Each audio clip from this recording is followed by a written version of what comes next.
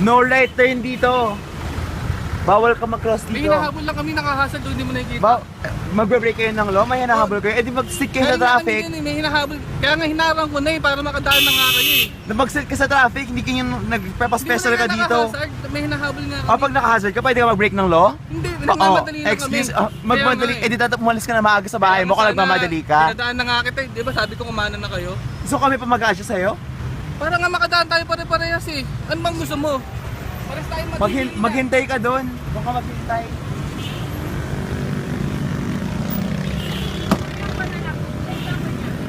Yung plate number niya.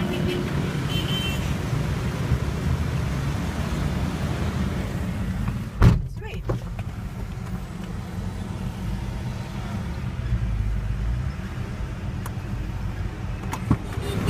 Tignan natin sino